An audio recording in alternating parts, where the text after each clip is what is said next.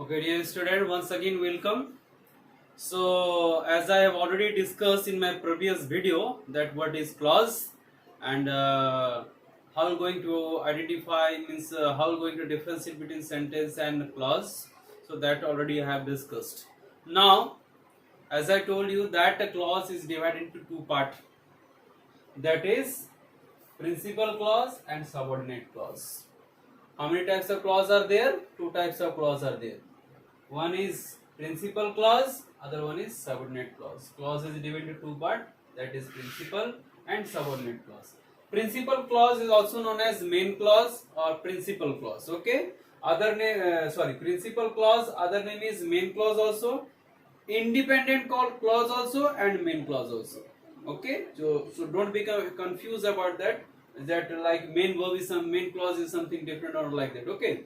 So here principal clause is also known as main clause, independent clause.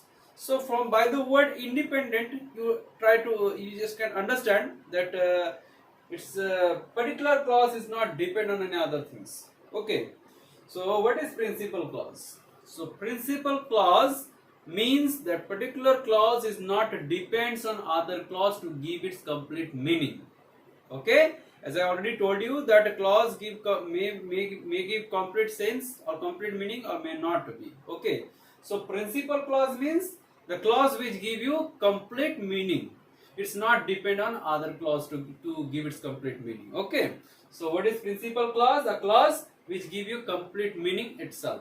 Okay, just try to understand by example, so you will able to understand it very clearly. Okay, right? He gave me a book. So as you can see here he is one subject, gave is one non-finite verb. This particular will come under one clause. Now you just go through the sentence. Okay, he gave me the book. He gave me the books. Here only one clause is used, that is principal clause, and it gives full complete meaning. You can understand it. He gave me the book. This particular term is not depend on any other thing. Okay, so that means it will come under principal clause. Okay, now come to the second example. I lost all that I had. I lost all that I had.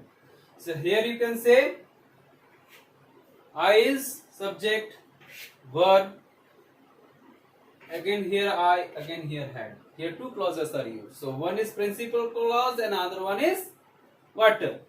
Subordinate clause. Okay, now in this particular sentence you just see I lost all that I had. So here what you have to do, I lost all. If you take this particular clause, it will come under principal clause because it gives full complete meaning.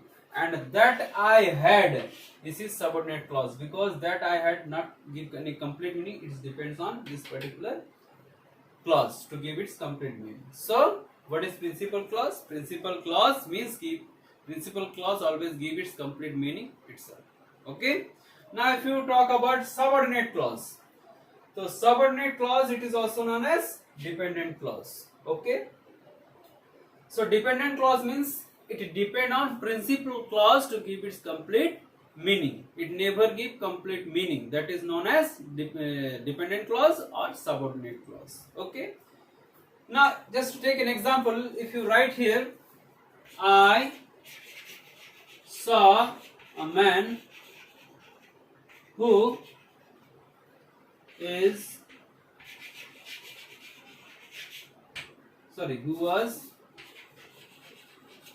blind.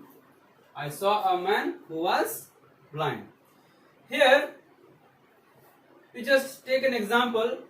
I saw a man. This is one clause here who was blind. Now I saw a man. This give a complete sense, complete meaning. That means I saw a man. It will become what? It will become principal clause. Now who was blind? This will come under subordinate clause. See, who was blind? It will come under subordinate clause because who was blind didn't give any complete meaning. It's depend on principal clause to give its complete meaning. So that is why it is known as dependent clause. Okay. So now subordinate is categorized into three parts, that is noun clause, adjective clause and adverb clause. So I'm going to explain it in my next video. Thank you, dear students.